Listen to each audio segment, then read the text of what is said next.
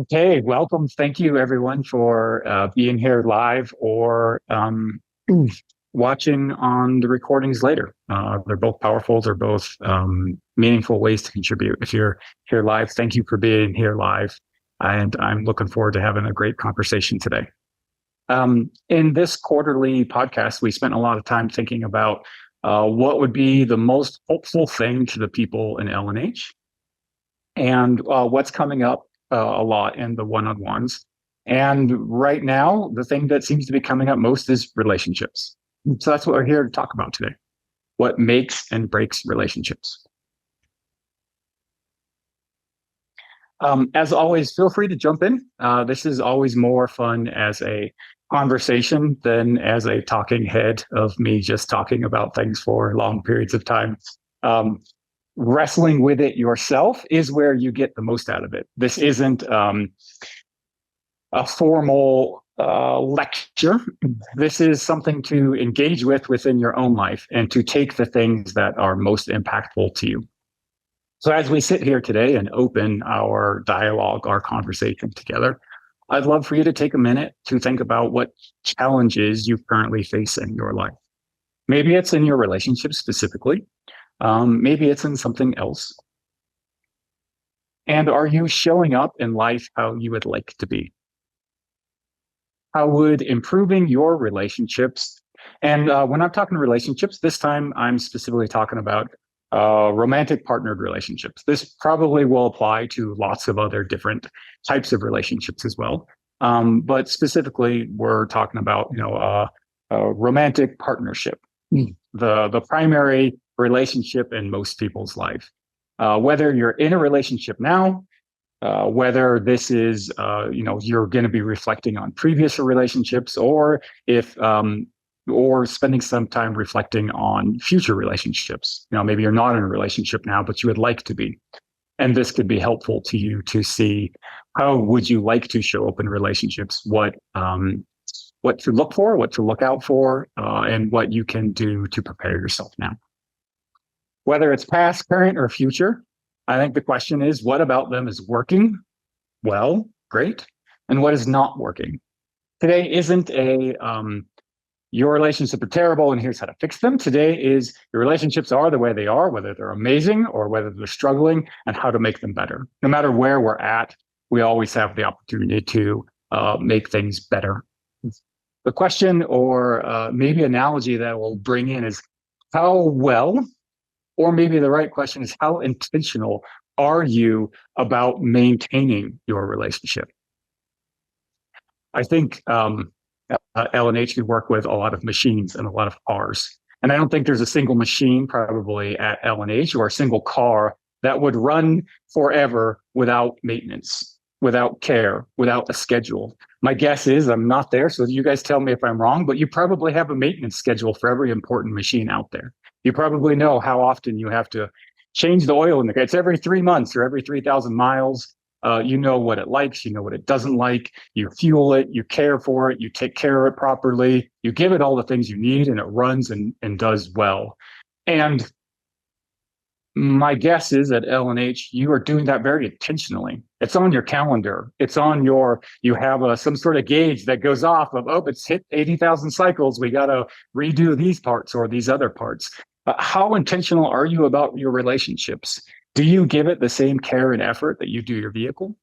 Do you have something on your calendar of like, I haven't checked in with my spouse or with my partner? Do you know what they like, what they don't like, what they need, what they most desire, what you do or don't do that is most helpful or unhelpful to them in this moment? Do you know what their deepest desires are? Do you know what their likes and dislikes are? And how intentional are you about meeting those things? Do you have hey, every 3 weeks we do this, we check in with each other every 3 days or every 3 months or whatever it is, the same way that you take care of your car, take care of your machines, take care of everything else in your life. I'm going to say, think about your relationships in those terms as well. Today is a roadmap to better relationships, whether we're moving from bad to good or from good to great or from great to incredible. This is for everyone, and this is part of that. I also want to bring in today that These are observations that I've made. These are studies and research that has been done, but these aren't you. There are general principles that are helpful and impactful that all relationships need, and there are very specific things that will be specific to you. I'll try to kind of highlight some of those and know that the opportunity to work specifically on your relationship is there as well. This came about because a lot of how long have we been doing this for now, Mike? Is it 2 years? Yeah, it seems like we've been doing it 2 years. This is our 10th session. Yeah.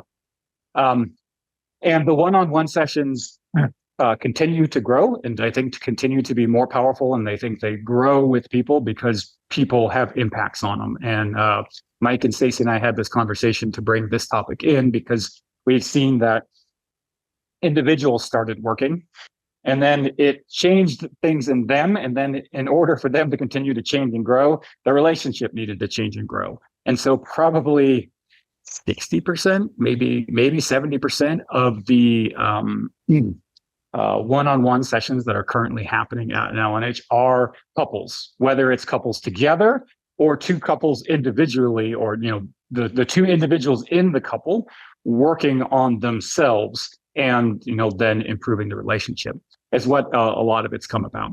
It's also there's I think in a couple episodes ago we talked about the Harvard study that's like the longest study ever done on happiness and health and well-being, and the big reveal secret about happiness and health and well-being, like physical health, mental health, happiness, all success in life, all basically come down to the core relationships in your life. Have good, happy relationships, happy life. Good, healthy relationships, good, healthy life. And you don't have them, you don't have much quality of life, and health goes down. So I think it's worth spending some time figuring out what we can do better. How do we get more intentional about either maintaining or improving our relationships the way we do other things in life? So these are 5 things that I have brought in. I would love to, if anybody's here live that would like to bring in issues or topics, please do. We can talk about them. And if you would love to talk about it one-on-one, I'd be happy to meet you anytime one-on-one to talk about what you can do better in relationships. And actually, most of the time is the focus on how do you be a better partner, spouse, human being, and how that impacts then the relationships afterwards as a result of you being your best self.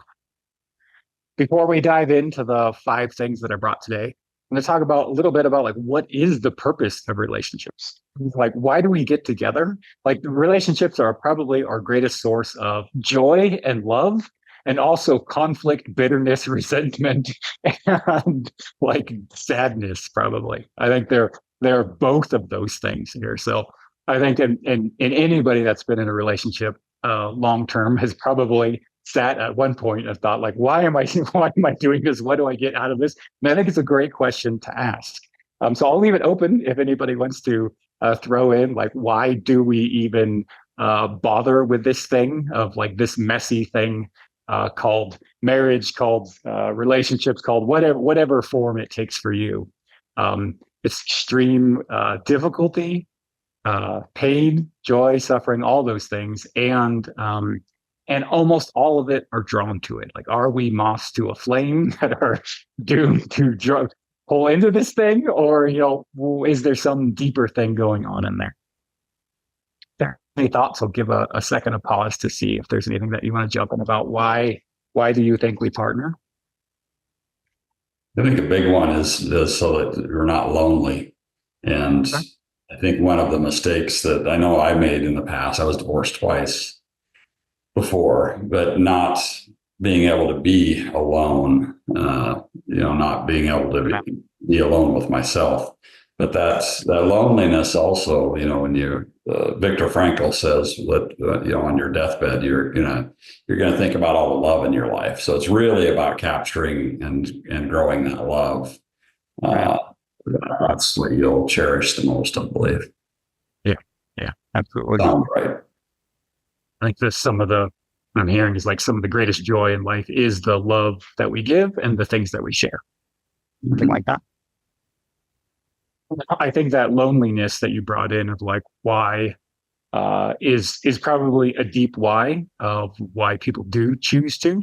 I think there's something inherent that we're not meant to be alone. That like we're a social animal and we're meant, made, built, evolved, whatever it is, to be with each other. And like our worst punishments are solitary confinement. And if you look at primate studies, anytime a primate's totally isolated, they end up withering and dying. So there is something deep in that we need each other, that we're designed and built to be together.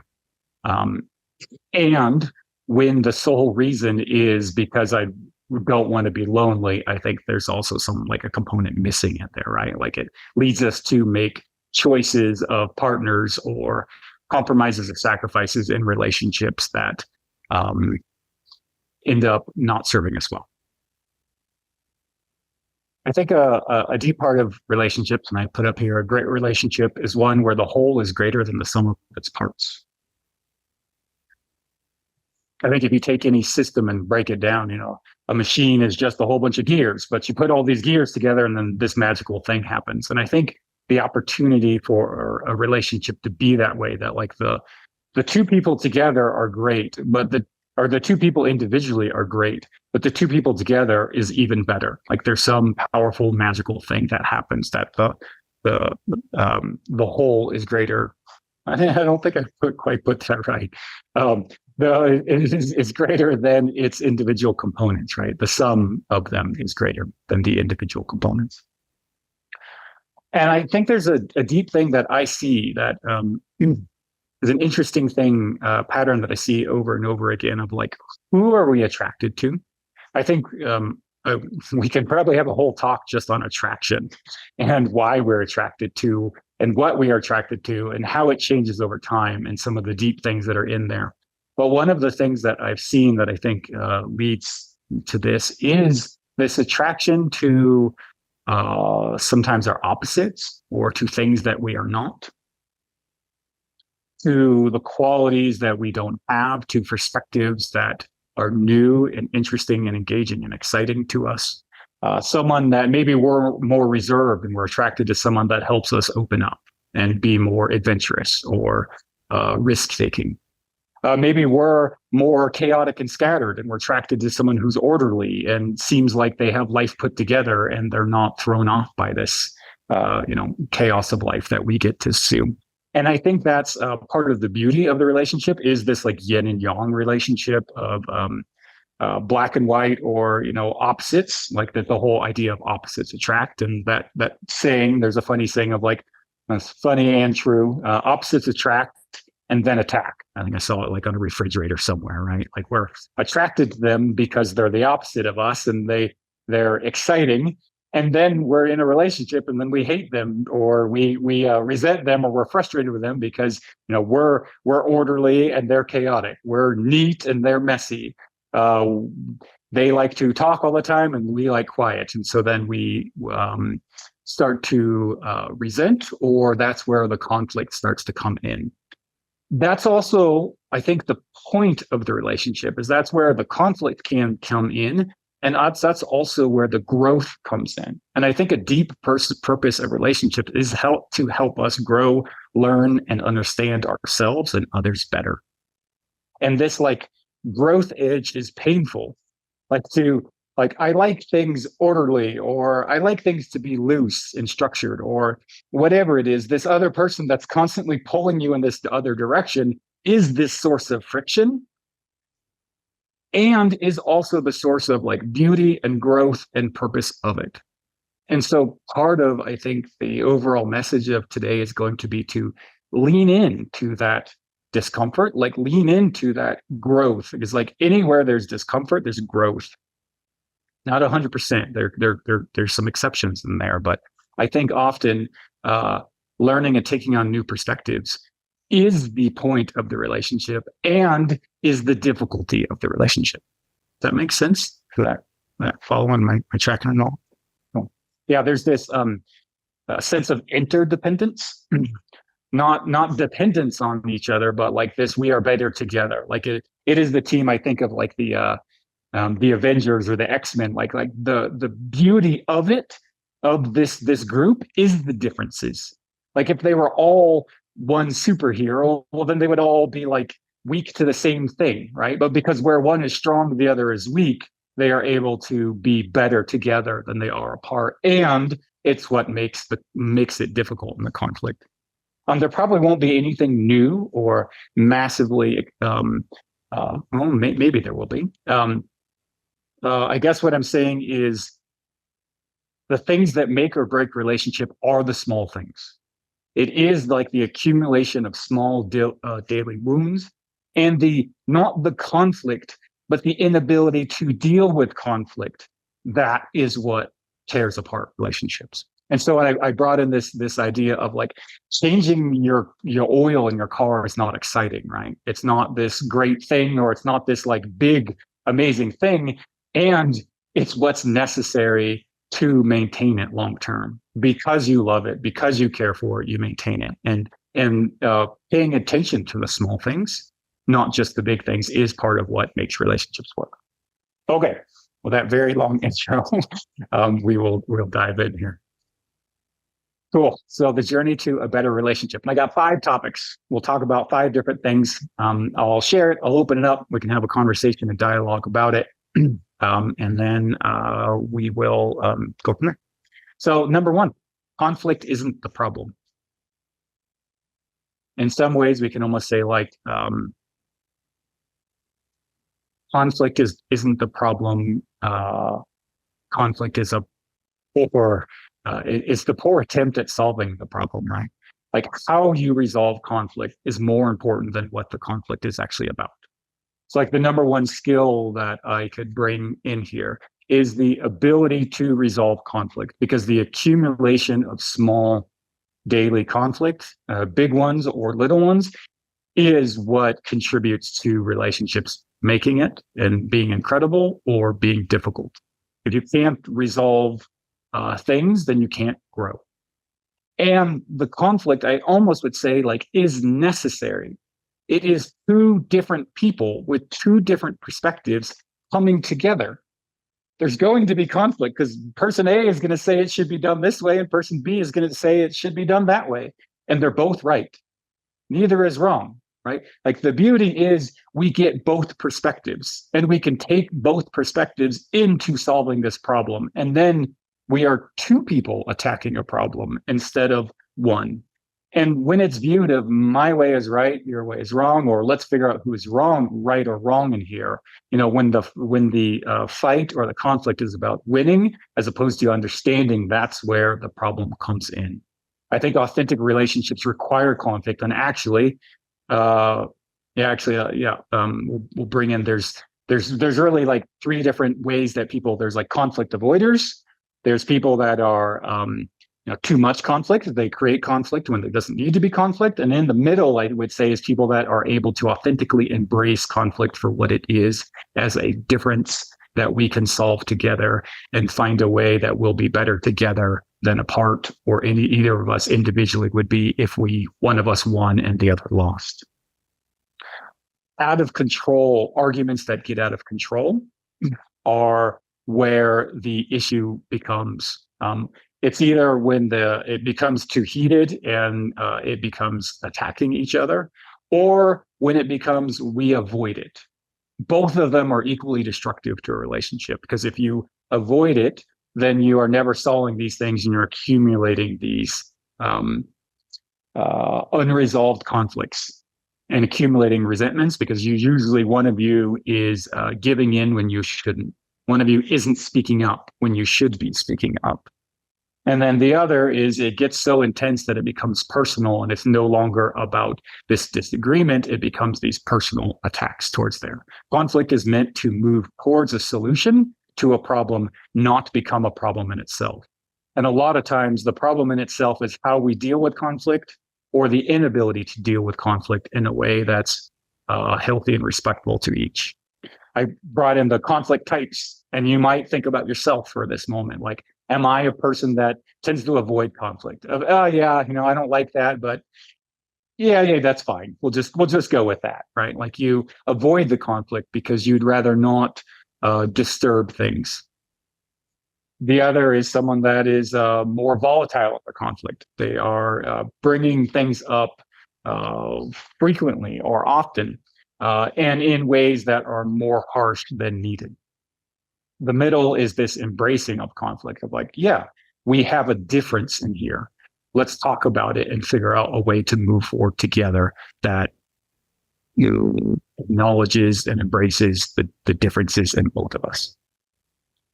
In Dr. Was it the Gottmans? I can't remember their first names at the moment.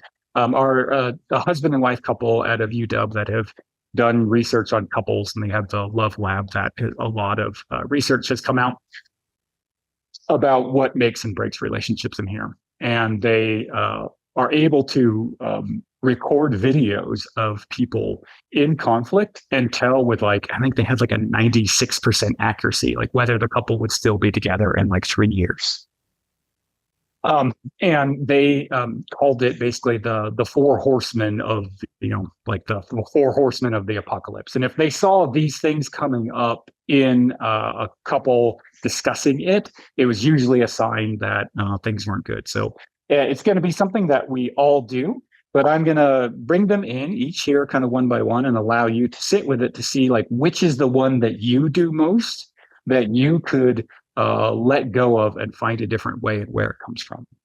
So the first is criticism. And so this would look like, instead of addressing an issue of like, oh, hey, you forgot to do XYZ thing today. Would you, that you said you would, and we agreed together. Would you go do that? Or would you be able to get that done? Like, so this is addressing the problem versus I told you to do this, getting personal about it. Maybe it's criticizing them and saying, you never do this, or let me give a better example. Maybe it's taking out the garbage or something like that. And it's instead of the person letting them know that the garbage wasn't taken out and the kind of stress it's caused you criticize them and tell them, say how forgetful they are or how lazy they are or how they don't care about you. And it's clear because of that. So you're starting to criticize the person and instead of addressing the problem. Defensiveness is the second one. You could also think of it like as excuse making. So it's an example here of the trash. It's you bring up all these excuses about why you didn't do the trash. You become defensive. And that defensive may be, well, you didn't do this thing that I asked you to do.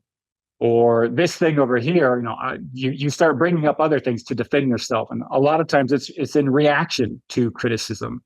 But it's also equally unhelpful, toxic, because it's not acknowledging the truth of what happened. You're right. I told you I would take out the trash and I didn't. And I understand how that messed up your day today. And how about I go take care of that now? Or you know what? I do forget a lot. Could you remind me each day? Or let's put a note on the refrigerator so I'll remember. So like focusing on the problem and solving the problem versus defending your own self in this moment. Defensiveness also comes from there's a bit of a victim mentality that comes up, but I think we'll address that later. The third horseman, so we got criticism, defensiveness, stonewalling. That's essentially ignoring the person. Like, whatever. Yeah. Oh, that thing again, and you stonewall them, you ignore them, you don't show any signs of hearing or reciprocation or listening in with them. You just put up a wall and you walk away, or and you blank out, or maybe you don't walk away, but they're yelling and they're saying whatever they're saying, and then you're done and you ask them if they're done, and then you move on. Like you just put up this wall of ice, you go cold in between. So that's another one that when we're engaging in that, all of these are signs of inability to deal with the conflict, to get to the root of what is the actual conflict. And the last one is contempt, which is maybe one of the most difficult when it's become so deep-seated that you have disgust. Contempt is very much related to that. The other person's behavior disgusts you. And when you get to this place, it becomes really hard to get out of. It usually doesn't happen with a singular incident. It's all this accumulation of small daily stuff that builds up in here. I do want to bring in, while we're in conflict for a moment, solvable versus unsolvable things.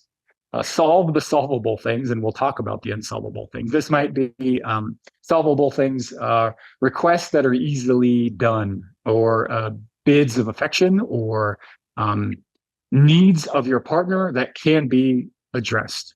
Unsolvable might be one of you loves loud music in the morning and the other loves quiet. One of you loves to go out every evening, the other loves to stay home. There are issues that are unsolvable. And by saying unsolvable, it doesn't mean that you can't find a compromise between there. But it is something that is not likely to change within the relationship. And we'll dive into more about that, the core fundamental personality types. So I think the main thing to get for now is it's not about, it's about how you resolve the conflict is more important than what the conflict is about. Not what you say, but it's how you say it. It's about the emotional environment that's created around the topic, not even necessarily the topic. So let's talk about how to get past conflict, how to resolve it, how to get to the deeper root. So I think the first thing would be to prioritize understanding through reflective listening and genuine questions to foster resolution instead of winning an argument. If you sit and listen to a couple argue, when they're arguing, they're two lawyers arguing their case. When you listen to a couple in conflict that is able to move through, they take turns more being detectives, investigators. They're curious. Okay, like, well, tell me why. Like, help me understand why you can't do this thing or why you would do that thing. And they're not asking to then use as a weapon to judge them or to criticize them or to have this gotcha moment, but they're asking to genuinely understand. I have lots of brutal conversations with people, and almost never is someone ever hurt or offended because I am genuinely trying to deeply understand them. And only when they feel deeply understood and I get that's right back for them. They're like, yes, that's it. So it's like, oh, you didn't do this thing, or you did that thing, or you need this thing. Well, help me understand why. And you go through this questioning to really deeply understand. And then when you deeply understand the other person, then they will be open to solving this problem. It's kind of like someone came into L&H or to, whatever your particular job at L&H was, and they're offering solutions to a job they've never done. And it's like only, or something that they don't even understand. It's like if they sat with you and you said, okay, what's not, oh, that's not working. Okay. And this, oh, and when that happens, this happens. And you go through this whole problem, and then they are able to reflect back to you. Okay, so this is the problem. Like A happens, then B happens, then Z happens, and that it. And we're like, yes, that's the problem. Boom. Now they're ready to hear an answer. If I walk in and I start giving answers and solutions before I even deeply understand the problem, you're not going to trust or respect the answers. And so the first step in getting past conflict is to first deeply understand your partner without judgment. And this is really, really, really hard. This is letting go. This is that like growth edge and that discomfort, because it's trying to understand a perspective that is not your own. It is where your growth gets to come from. It's maybe you're an introvert and they're an extrovert. And well, I don't know why you would need to do this because I don't need to. Right? But then when you deeply understand, you're able to put yourself in their shoes and you're like, okay, I get it. That's not me, but I get it. Like I get why you need this or why you can't do that. And when you can do that, you will have their ear and you will be on the same page. So my first step in getting past conflict is to prioritize understanding through reflective listening. And I would say the reflective is giving it back to them. So you listen, you hear what they're saying, you hear what the problem, and then you reflect it back and ask if you got it right. Is that it? Is that what the problem is? Is this what you're feeling? Is that what you're going through? And when you get, yes, that's it. Like you are one huge step into actually resolving this thing. The second step is taking ownership of your emotions and experiences. The best way to put this is no one can make you feel a certain way. You speak to how you feel. When you are gone, instead of let's say your partner stays out late and doesn't call, like maybe that's the issue, right? And so like you are so, the way not to do it here, right? The example would be like, oh, you're so like careless and thoughtless and disrespectful, and I asked you to do this and you didn't even call me, and you could have at least picked up the phone. Like there's this criticism, right? And it's saying like, you made me feel this way, versus, hey, when you don't call, like I get worried. I don't know what's going on. My mind goes here and I feel this way when this happens. That's very different than you are this way and you do these things. So it's taking ownership of your own experience, of your own emotions. And when you can say it in that way, when you can say, hey, I know you're not leaving dishes out on my counter to make me there, but when I come home, or when I come down in the morning, or when I come home from work and there's dishes all over the counter, I feel stressed out. Is there any way that we could find a way to not have dishes on the counter, versus the insulting and attacking? One is a person being vulnerable. They're being authentic. They're being genuine. They're being true. They're taking responsibility for their emotions and experiences, and they're inviting the other person to help solve a problem with them, versus criticizing the other person, making assumptions that the other person is doing this intentionally in here. Following, tracking, making sense so far? Good. So it's taking ownership of your own emotion experiences in your language, and it's a deep thing. It's focusing on identifying unmet needs rather than getting mired in personal attacks or absolutes. I'd pretty much remove always and never. They are almost always never true. And when we bring those in, they immediately move to, well, there is that time, and what about this? And you discount the other person. So just removing those are helpful. Utilizing breaks to manage pressure and maintain a constructive dialogue. Emotional flooding is very real. Someone was just talking about having I think, Paul, you were just talking about having the heart rate thing hooked up in there, right? And seeing your heart rate stuff, the biometric trackers in there. And people don't make good decisions when they're in a very high emotional state. So my advice would be, and here, when you find yourself with your pressure gauge gets high, just like your machine, just like your car, when it goes into the red, pull down and cool it off, right? Don't keep going. The conflict is not a problem. Don't avoid it, and don't engage in it when you're not ready to engage in it. And if you are feeling massively elevated, you are not in a good place to engage in it. To disengage respectfully is to not to just walk away or to storm off. If that's the best you got, then great, do that. That's probably better than staying and yelling and saying things you need to. Even better would be to say, I'm feeling really elevated, stressed, angry. I need to take a break for this to cool down, and then we'll come back and address it when I'm ready to. And maybe you put a time in an hour, tomorrow, in a week, whatever it is, but it's letting the person know, hey, I want to solve this. I'm here with you. Right now, I'm not in a place where I can do this. All right. And we'll talk about kind of how to do. And remembering that the emotional climate is paramount, communicating effectively without compromising your beliefs. So this is neither avoiding the conflict nor making the conflict hostile. Getting to the root of the conflict by seeking to understand rather than winning.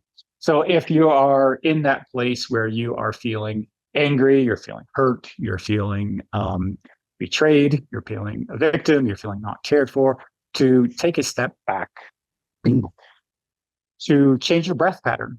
We tend to hold our breath when we're getting angry instead of releasing. Like people take this, there's some show of like you come home from work and you sit down, or maybe you walk in and you take this big exhale. Like, do it. Take a big exhale. Like, release yourself. Change your environment. Move. Maybe go for a walk. Go for a jog. Sometimes like mantras or things that become helpful, phrases that help you remember, re-engage, orient, or ground yourself are helpful. Interrupt the pattern. Maybe you go to a different place to have it. Maybe every time you have this conversation, it doesn't go well. So interrupt the pattern. Maybe you go to a coffee shop to talk about it instead. Maybe you go, change the environment. You can have a plan together, or you can have a plan individually. And I'd say even like have a panic button. Maybe you even have like if you both realize that you both get too heated in these conversations and it's not been helpful, you have a panic button that says it's a word, it's a phrase, or if it just says, if I walk away, it means this beforehand, and making some sort of plan. Or embrace it, laugh, cry, do what you need to do to let it go. When you're emotionally flooded, take a step back, change your state so you can move forward with intention instead of reaction. One of the things that I probably do the most with couples is help them understand each other. I actually, and most of the time when I'm working with couples, I rarely actually say much at all. What I do is create a space where the other gets to listen. And so I ask, what is the thing that's hard for you? And what do you feel in that? And tell me what that's like. And we go through a long thing until we get to like, yeah, that's it. Like they've gotten to say and express the thing, whatever the thing is, right? And then I say, okay. And I move to the other, like, tell me what's the thing, where are you at? And almost as if this other person is not here, because you get to tell someone fresh, because I have no idea what's going on, right? And then they do that. And then they say, until we get to the point where I can kind of repeat it, or they're to like, okay, so it's this and that and that. And when this happens, that's good. And like, yeah, that's it. That's right. And almost always between the two of them, there's some sort of aha moment. Like, oh, like I didn't get that. Like I saw it from my perspective. I just thought you were being this, but now that I just sat here and listened to you talk for 15 minutes, they're like, I get it. Like, and I don't know, I don't get it because it's not me, but I get it. Like if noise was, if music in the morning was that like disruptive to me, like I wouldn't want music either. Like if every time I came down and there was dishes on the counter, like, and I felt like my whole world was falling apart because there's no order and chaos and I don't have anywhere neat or clean and my brain's scattered already and I'm already struggling or whatever it is, they're like, yeah, I would get it. Like I would need this and want this desperate in my life. And almost I say nothing. And then it's just like pause and it's like, oh, they get to see each other with new and fresh eyes. They see each other not through themselves and through their own lens of their own experience, but they get to like see and witness them as a totally radically different person. And usually that's what it takes. And it's like, okay, I heard this. And then usually I'll flip and say, okay, so after hearing this, tell me what it's like to hear that and understand that and tell me what you need. And then, then they kind of express those things and then we're done. Usually my job's done and I'm out.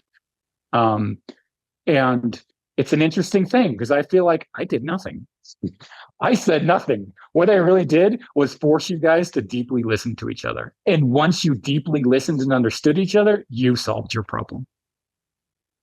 And so that's, I think, the deep message in here is if you can deeply listen to your partner and set yourself aside, like you will have your time. And I'm not saying set yourself aside permanently because your experience is just as valid as theirs. But for a moment, can you set yourself aside and just try to totally absorb and understand where they're coming from? And when you do that, it's powerful. The world shifts, the landscape shifts. Their view of you and your view of them changes dramatically. And then you can get to the thing. And almost always you're like, oh, that's it? That's what you needed? Okay, yeah, I can do that. Like, why didn't you just say that in the first place?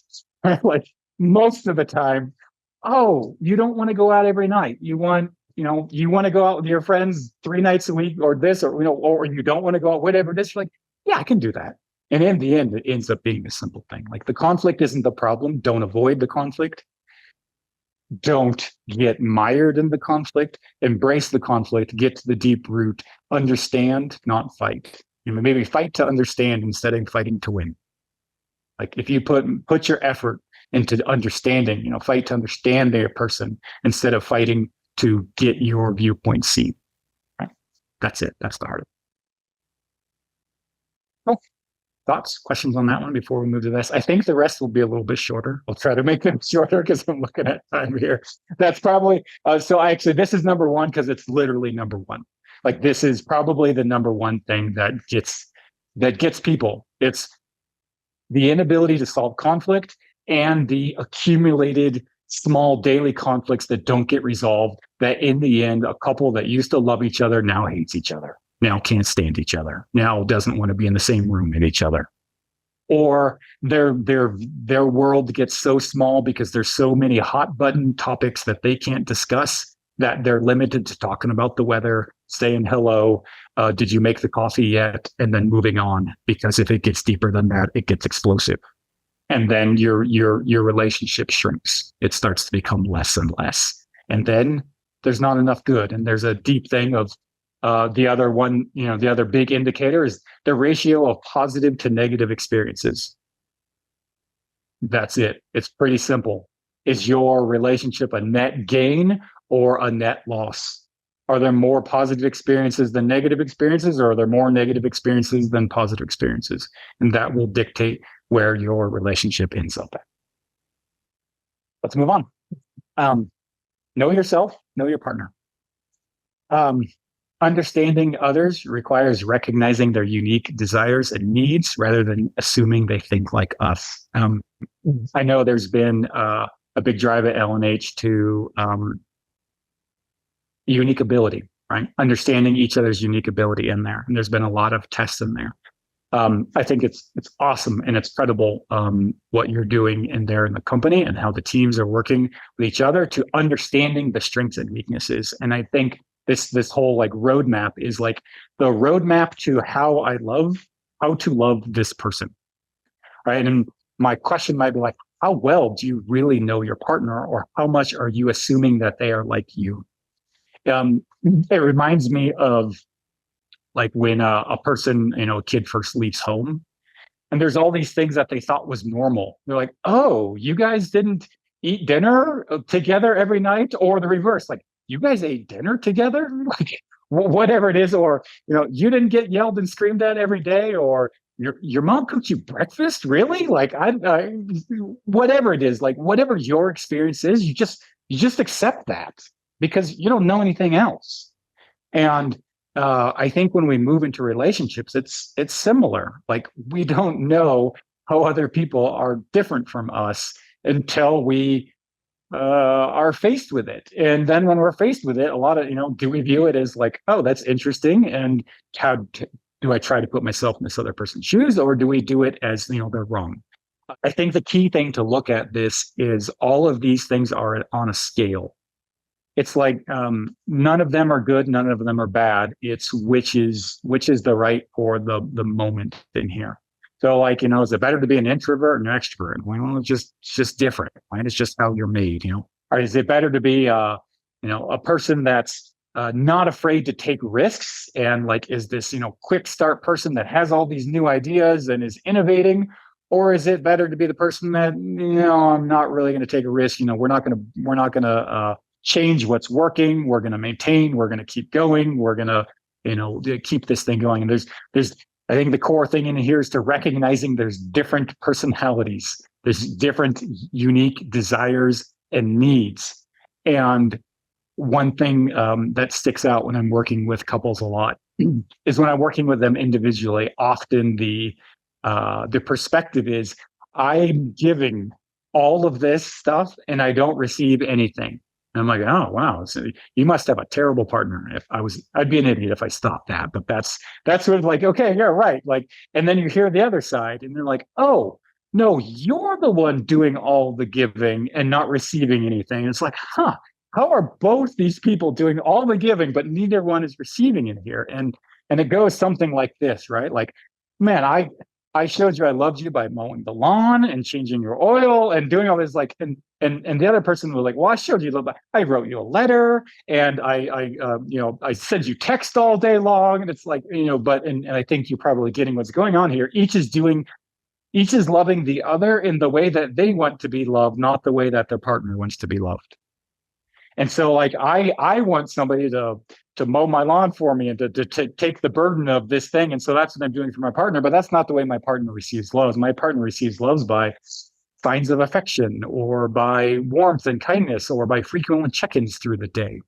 And so it's deeply understanding, and it is like building this roadmap or this love map to how do you love your other partner in a way that they receive love, right? What are their deep desires? What are the things that you can do for them in there? How well do you know your partner?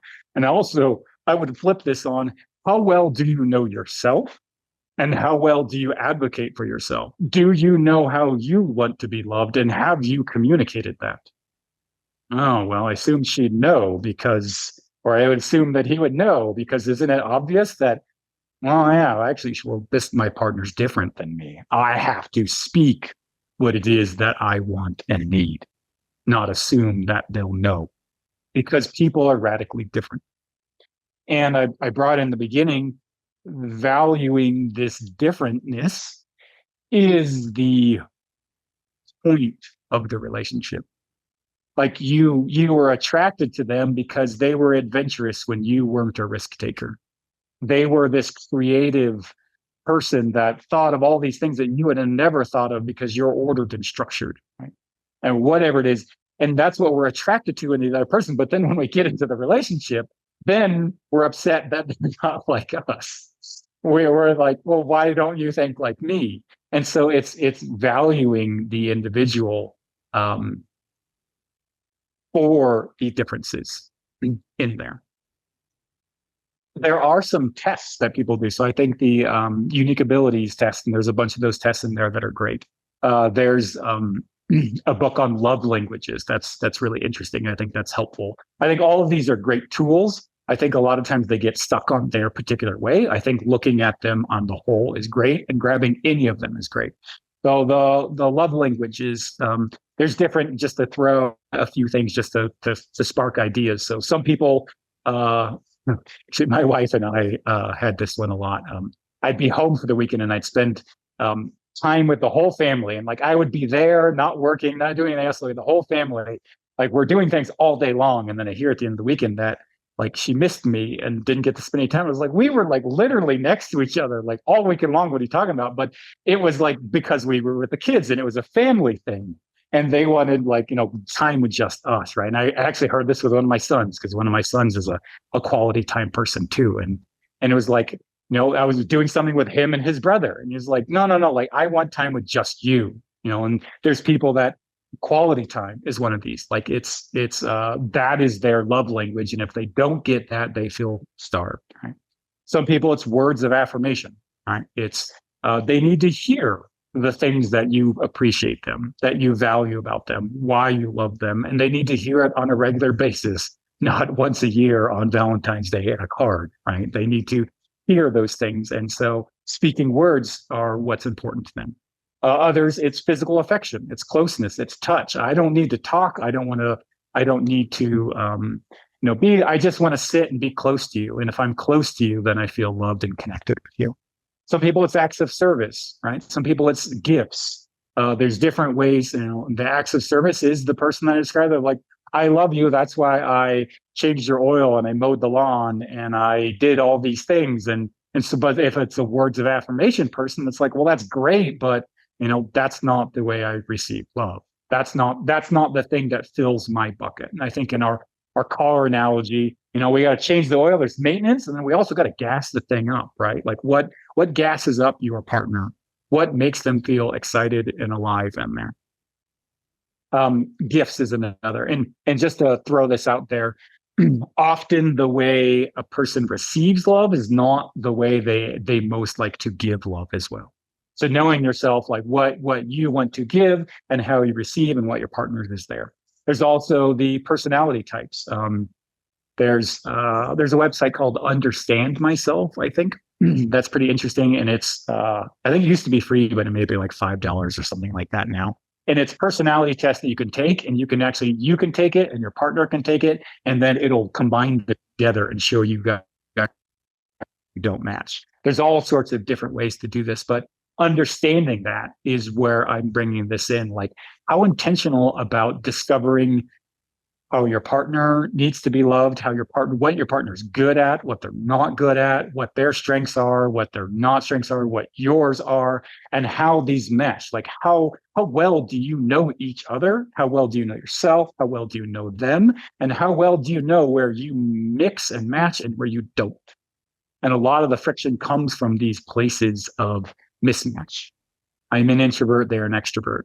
I'm a person high on conscientiousness. I'm a person low on the consciousness scale. I'm a person high on openness and risk taking. I'm a person low on openness and risk taking, or orderliness or disorderly, orderliness and creativity.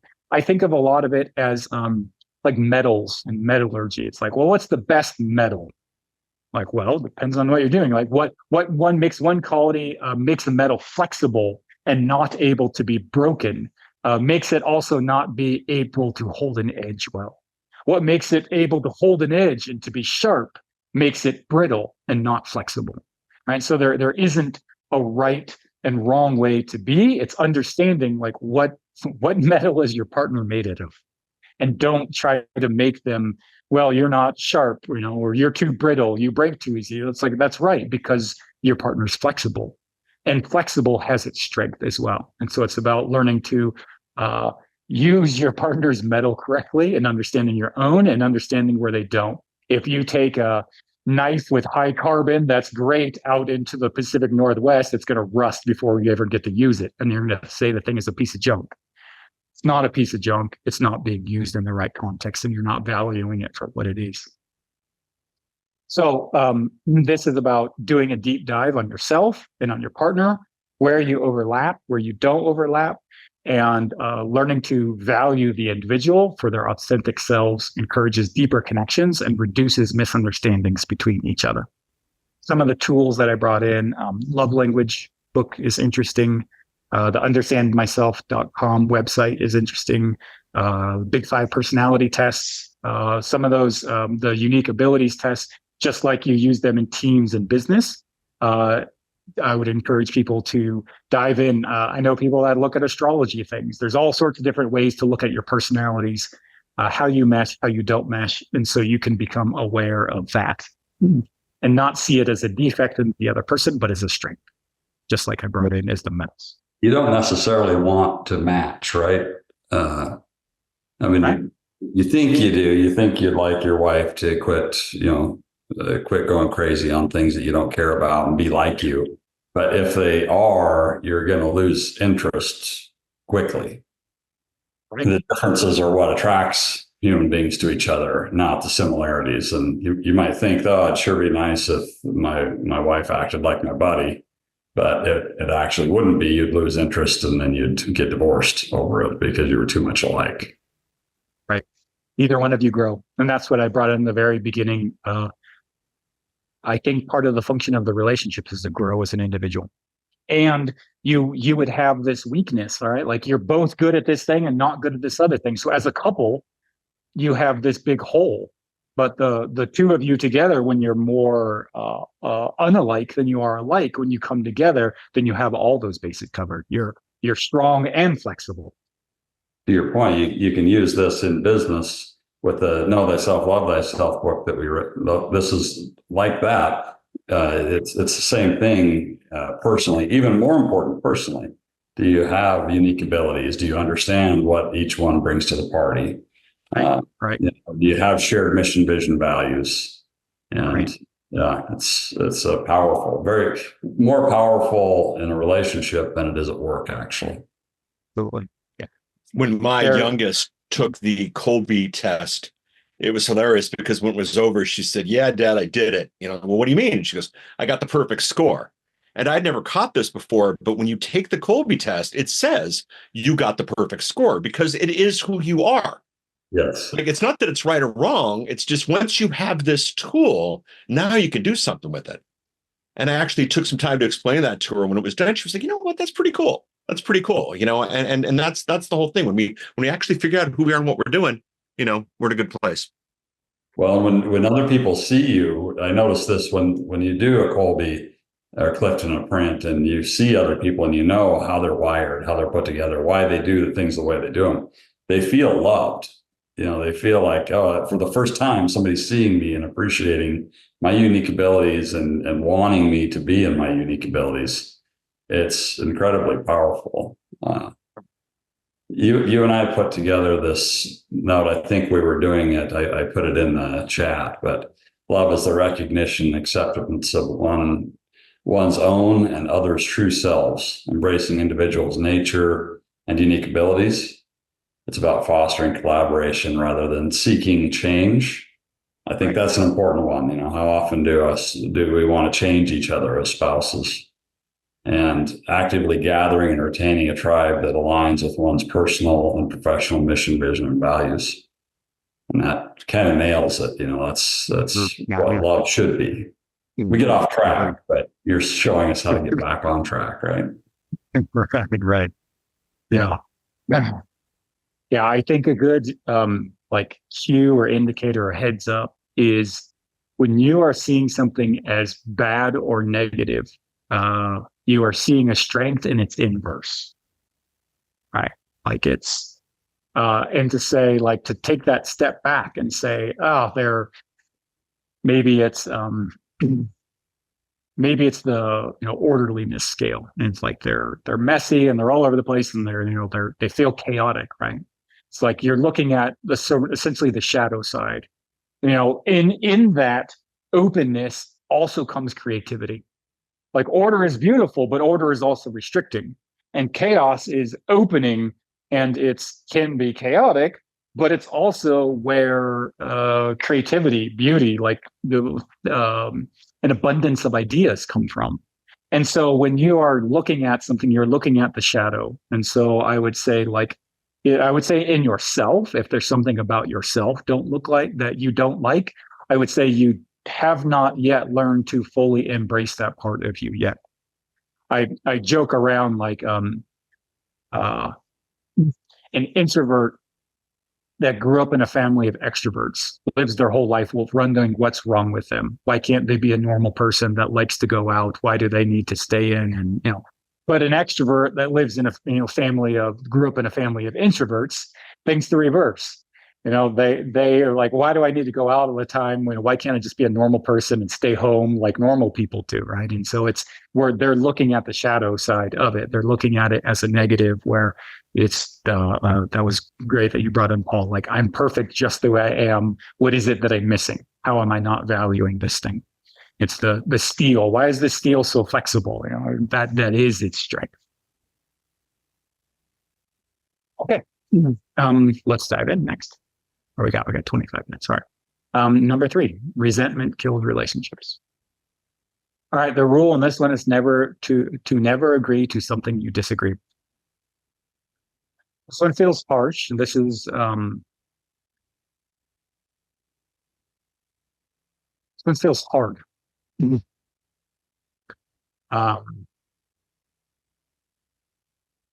This one is taking deep ownership for you. This isn't saying never to do something. You want pizza, so you should always have pizza, and you should never compromise and have hamburgers instead. All right, like, that's not what this is saying.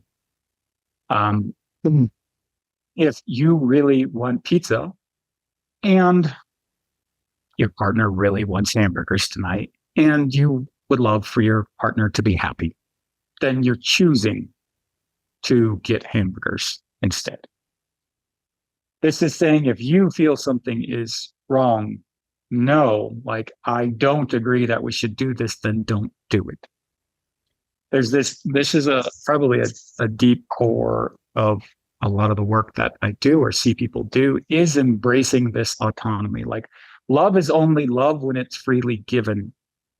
If it's obligation or choice, like being loved feels powerful and beautiful because someone, of all the people in the world, someone chose to love you or spend their life with you or be with you.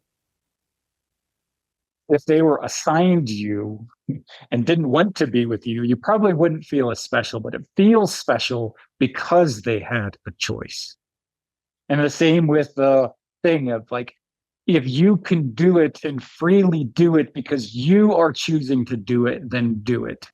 And if something deep in you doesn't want to do it and you're doing it, but you're going to resent them, you're going to blame it on them later, you feel as a victim that you're being forced to, then don't do it. That's the line.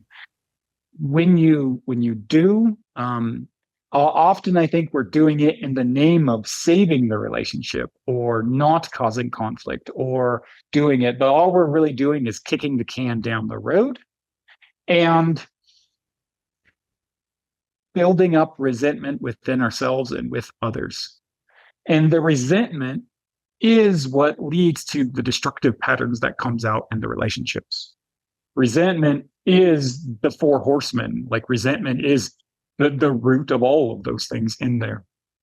And I think there's something that's untrue about it.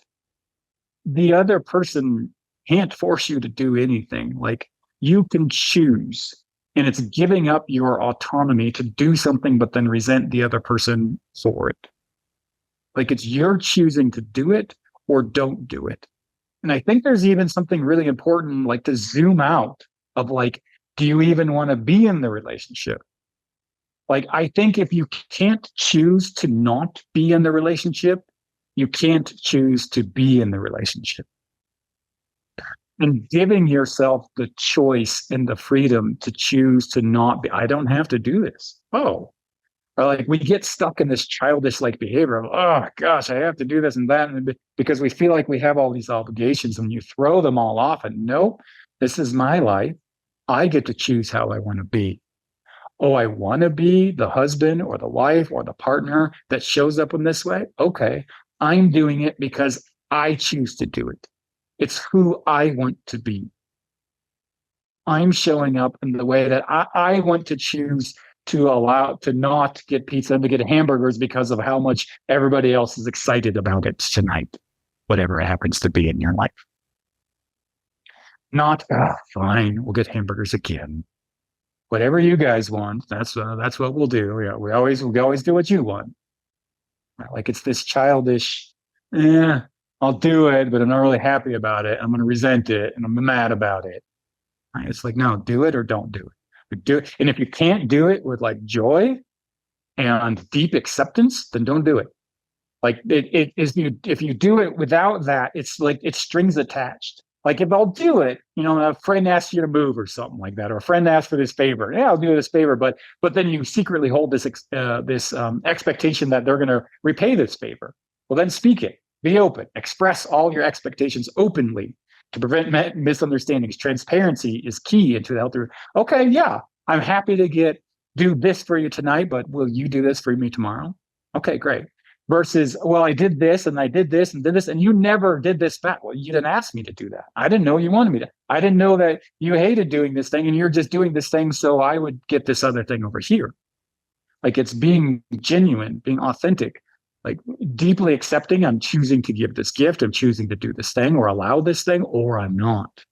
And even in the relationship, like so much, and it's so powerful. And it's people are often afraid to embrace it. I had a beautiful conversation with a woman one time about cooking for her family. And I heard for like 20 minutes, I'm tired of cooking for her family. She was sick of it. And they were all like so ungrateful and nobody cared about it. And it was like, well, stop. Don't. Well, but I have to because you don't. Like, how old are your kids? 12. Do they know how to make mac and cheese? Yeah, they probably won't starve, right? Your husband, does he know how to order a pizza? Oh, he does. Oh, okay. Sounds like nobody's going to die. Like, you don't have to do this. And it was like releasing it. And then she went through this period of releasing it. And it was like, oh, Like, I don't have to. That's right. Like, I'm not a slave to this thing. And in the releasing of it, then she's like, well, but actually, I love cooking for my family. And it's the way I love. And I would miss it. And they're so happy with it. And what it came down to, and this is like the truth that I would say that I would see that I've seen over, a decade here. When we completely like unshackle ourselves from all our expectations and obligations, then we have the freedom to truly pick up the things and only the things that we really want to do and we do out of deep love. And the end result of this woman, which is almost the end result of everyone, is they end up doing 90% of what they were already doing. But instead of doing it out of resentment and obligation, they're doing it out of choice, out of love, out of pure gift. And for this woman, what she figured out is she just doesn't want to cook every night. She wants Friday off, right? And then she ended up just saying to her family, sorry, Friday, everybody's on your own. And then she was happy. And she happily cooked 6 days a week and took Fridays off. And she figured out that she loved it. And it was this like expression of joy where it went from 7 days of resentment and drudgery to 6 days of joy in one day, taking to herself. And so I would say that in the same thing. And like, I'm an advocate for marriage. I think it's great. I think long-term marriage is good. It's good for families, good for community, good for kids. And I think every person should choose to be or not be in the relationship every single day. Every day, choose the relationship or don't. And more often than not, I see people when they free themselves, then what they are really doing is I am no longer afraid to ask for the things that I need. Because before I was so afraid of the conflict, I was afraid to be alone, I was afraid to lose the relationship, that I was afraid to speak up. And because I didn't speak up, then I built resentment. And I fed I fed my partner, but I gave them this gift with this like toxic resentment built into it. And when you free yourself to say, I don't have to, I don't even have to be in this relationship if I don't want. More often than not, I find that they do. And because they freed themselves from the have to, they get to discover that they want to. And in the 10% of the time where you discover you really don't want to, sounds like you really don't want to. And you and everyone else would probably be better off not. I think most of the time, marriage staying together is better. And there's sometimes that it's not. And I think the only way to finally discover that is to give yourself that freedom, that choice every day. To recognize that love is a choice made freely, not out of obligation. If you can't choose not to, you can't choose to. Do it because you choose to or don't. Have the courage to say no or speak up for the things you need. And I would say, listen to your body. Are you doing this thing out of obligation, out of resentment? Is there I'm going to do it, but then there's this pain in my stomach to not, or there's this like tension with it? Or am I able to do it and give it freely? If you can't, don't do it. Okay, let's move on. Number 4 is respecting differences. I think we hit on this one a little bit earlier, so maybe we'll go quickly over here, but it's about embracing our differences. I brought in the refrigerator magnet saying like opposites attract and then attack, right? And it's like we are attracted to this person because they're opposite to us and they have these things that we don't have, but then we get into the relationship with them and then we stop valuing them and we start resenting them. And I think not just tolerating differences, but embracing the differences and remembering that the different perspective is why you chose them. And I think there's this deep thing of love you brought in earlier, Mike. Love is to like see somebody as they are and fully embrace them, like to see and embrace someone as they are. And I think that is this beautiful thing. And I would bring in even when it's let's call it not healthy, I don't know quite the right word, but something like that. Like there's things like, introvert, extrovert, and it's not healthy or unhealthy to be one. It's just differences, right? But then there's things that might not be. Like there's things that would be difficult. Someone has some deep emotional wound that they're not able to work through. A lot of times people fall into two buckets, right? It's like, don't take away my freedom, don't tell me what to do, or don't leave me alone, stay close to me. Like something like that, right? Like it's this, how do I feel love or not feel loved? It's like, abandonment, neglect is my biggest nightmare, or is my biggest nightmare being smothered and micromanaged and lost control? Like there's these two buckets right there. And so it's accepting them as they are and knowing that we can't do anything to change them. Like we can't do it for them. Earlier in my career, at first, it was figuring out like how to help people. Like, people bring these problems and these things, and then it's figuring out like help. The struggle was to find out the solution. And then pretty quickly I got real good real fast. Like I could nail it. Like, boom, this is the problem. Here you go. And then I would say it like, and it reminds me of the book, The Hitchhiker's Guide to the Galaxy, of the people that are asking for the meaning of life all the time. And they're like, what's the meaning of life? And like, I would tell you, but you wouldn't understand it, and it wouldn't even make any sense to you. And they're like, oh, tell us. And they go the whole movie of like, tell us the meaning of life to these aliens or something like that. Like, oh, finally in the end, and they're like, okay, it's 42. I'm like, what? Like the meaning of life is 42? Like, doesn't make any sense. What are you talking about? Oh man. And it's like, I guess we're gonna have to go discover it for ourselves, right? And then they move on. They're all frustrated. And this is a bit of my experience of that person. Like I say it, I'm like, oh dude, I got it. Like 2 hours into working with someone in like a 5-day period, I'm like, dude, it's 42. Like you just go for it. Like they're like, what? No, that doesn't make any sense. No, that's not it. 5 days of deep work later, they emerge out of this, thing of like, I figured it out. I got it. It's 42. It's been sitting there my whole life. And it's like, I'm like, what? And there is this thing of like, we can't do it for somebody. Like accepting who they are and where they are on their journey and loving them through it, and knowing that we have blind spots and weaknesses and emotional wounds and all those things as well, and be able to accept and embrace those differences, and to know that we have no power over another human being. And if we did, we wouldn't like them. Like we were saying, Mike, if someone just did everything that I told them to do, I probably wouldn't like them or respect them, right? Like I like that they challenge me, they make me grow, they make me think in different ways. And so to accept and embrace someone as they are is powerful.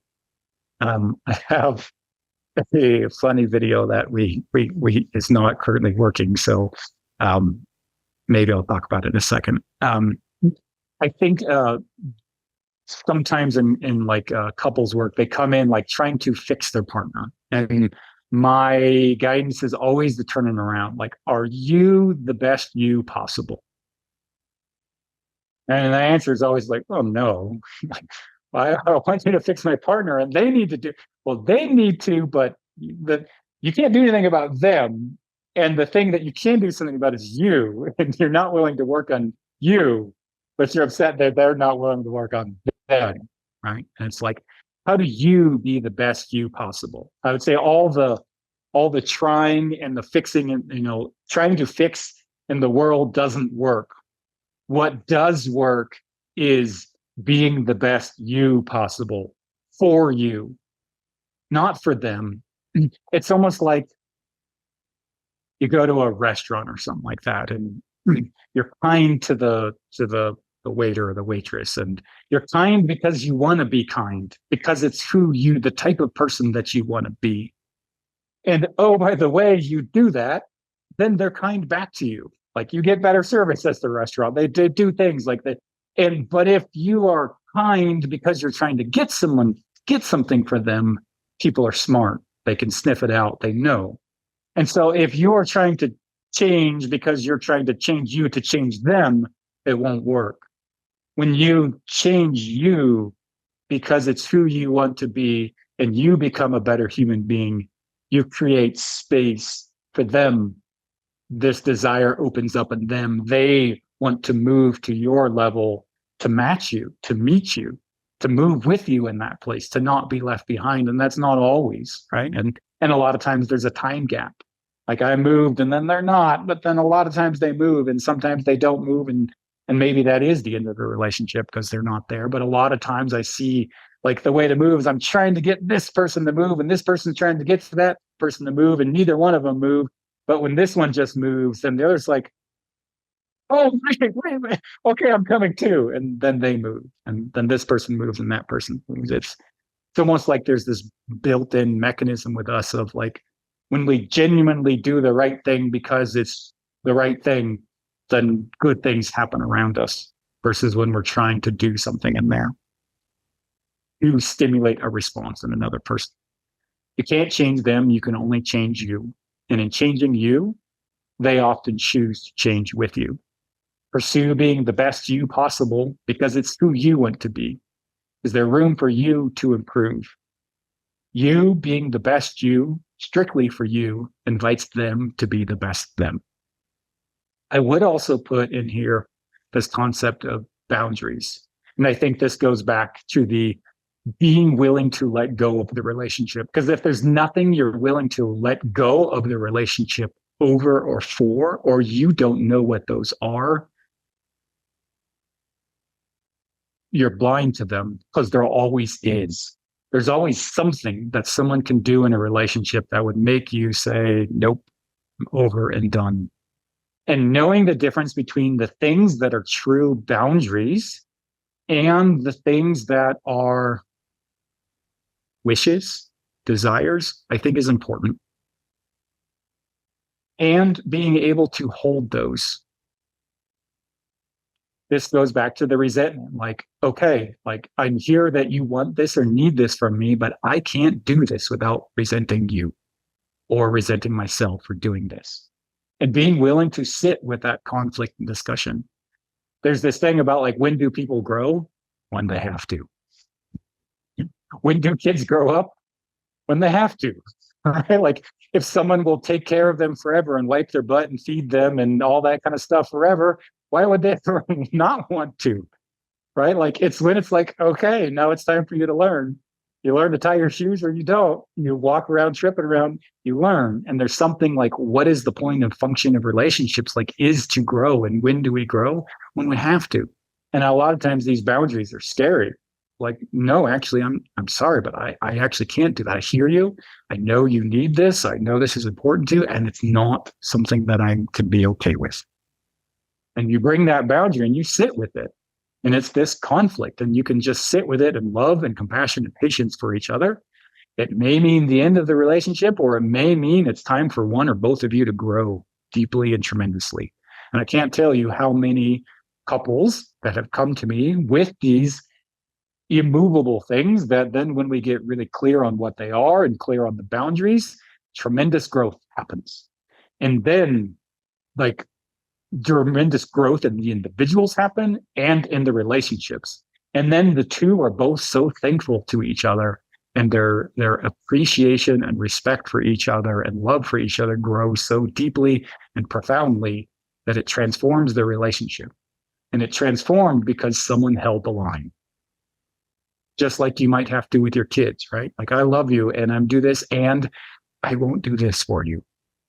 And it might feel horrible. It might feel like holding this awful line, but there's a huge difference. It's what I brought in the beginning of like, it's not what you're saying, but how you're saying it. And it's like, yeah, I love you. And I want to be together and I can't accept this. This just doesn't work for me. I've tried, or whatever it is. And it's a powerful and beautiful thing and is often the stimulus for deep change. Yeah, this is about holding on tightly to the image of our partner the way we think they should be versus the way they are. And I would say this is the deep acceptance of who and what they are. First, I would explore that, right? Like explore it deeply and make sure that you actually know it's not just you're seeing the shadow side of it. And when you do that, then it's embracing who they are or not resenting them for not being what you want them to be. You don't do anybody any favors when you choose to do that. Let's fully embracing they're a chaotic, disordered mess and a creative person that has all sorts of ideas and is courageous and isn't afraid to fail and comes with all this other stuff. It's beautiful. It's who they are. And you embrace that, or you say, I can't live with somebody that's in a chaotic mess. And maybe you find a compromise in there or you don't, but it's about letting go of your expectation of desire of what you would like to be, them to be, and accepting what they are or not.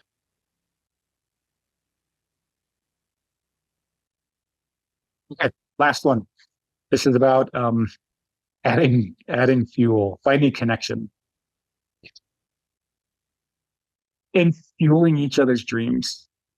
Like if I asked each of you listening here today, whether you're live or there, like what does your partner most deeply desire? Would you know? And then if I asked your partner what they most deeply desire, would it match? Not. Maybe you should ask them. Like, what is the life that in 5 years they would be most excited to live, in 10 years and 20 years? How do you help them achieve that? I think part of this relationship thing is two of you on this crazy journey of life. And it's Mike, you brought in the mission, vision, values. Like, do you share it? Or at least are they compatible? Maybe they don't have to be the exact same things, but are they compatible with each other? Are you actively trying to make that a reality for them? How do you do that? Like, do you spend any time thinking about the things that are the most deepest desires of their hearts and helping that become a reality? If not, my guess is you would probably desire that from them. How do you find connection and joy on a regular basis? Something brought the two of you together. What was it? How do you keep that connection? I talked about the well-oiled machine doesn't keep going without being oiled. How do you oil this machine on a regular basis? Have you talked to them? Part of some of this love language, like what is it that they need?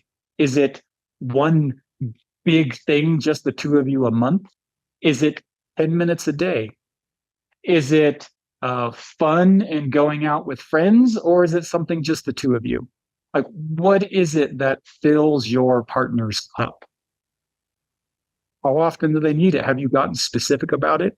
Is it going out to dinner once a week? Is it spending 20 minutes discussing your day at the end of the day? Is it a 5-minute coffee in the morning? Is it a big project that you work on together? What do you do that helps you find connection and joy? What makes your partner come alive? And how do you prioritize that? And I would say, if you're in a place where you're wanting to improve your relationship, have this conversation, get specific about it. You might be shocked. And even if it's like, I don't know, I'm thinking this, and then you just do it, just the mere act of you remembering and then doing it is powerful. I did this with my youngest son, and we were going through a difficult period of 12 or 24 months or something. It's like, what do you need from me, as a father? And I know we're talking about romantic relationships, but I'll bring this one anyways. And it's like, well, because I got really busy. I had a period where I was really busy a lot. And he's like, well, what I want to do is play games, together. Okay, well, how often do you want to play games together? Well, 3 times a week. Okay. And well, is this like for 5 minutes, or is this 2 hours, or like what? Like about 20 minutes. If I got to play about 20 minutes, that feels good. And he's like, and about 3 times a week. And then once a week, I like to have breakfast together. Just me and you sit and have breakfast together. So we actually still do it, for like 4 years. And no matter what happened, 20 minutes a day, we'd sit down and play a game together 3 times a week, no matter where in the world that I'm doing. And we would sit down and have breakfast once a week. And that was it. Like, that's how you feel loved. And so break it down with your partner. Like, how do you get with your partner? Like, what is it that you need? Is it that one-on-one connection time without the kids? Is it a movie? Does a movie work, or does a movie not work? Because some people like a physical affection person. Like, we sit down and watch a movie and the two of us get to touch and see here, and that's enough. And other people are like, no, we didn't do anything. We just sat there and watched the screen. Like I want to converse and talk. And so this is what I'm asking, or this is what I'm proposing of like, find out, like build the love roadmap to how to create the loving relationship that the two of you need. And it might be more weird and specific than you had ever thought, or you would have come up with yourself. But when you have the conversation and you deeply take the time to understand and prioritize your partner, magic happens. And when magic in relationships happen, magic in life happens. Cool. Okay. That's it. I think I got a final closing of like, how do you want to live? Our goal in this journey to becoming more mentally fit is about pursuing the things that are meaningful and worth pursuing in life. What kind of relationships do you want to create? What kind of life do you want to live? And if any of this sparked interest in you, that are things that you would like to work on individually, one-on-one, or as a couple, I'd be happy to work with any way that it brought up. Hopefully some of these things were helpful. There are 5 things, but there are many things, and there are general and they're specific. And I thank you for your time. And I hope it helps everybody's relationships out. Thank you. Mm-hmm. Thanks for bringing in. And how'd you put that? The magic in your relationship creates magic in your life. I'll make that. That's a great quote right there. That's cool. Awesome. Love right it. On. Great. Love it. Cool. So thoughts or questions, people are free to reach out and all the different channels to reach out for different questions you may have. I'd be happy to respond to them or any one-on-ones.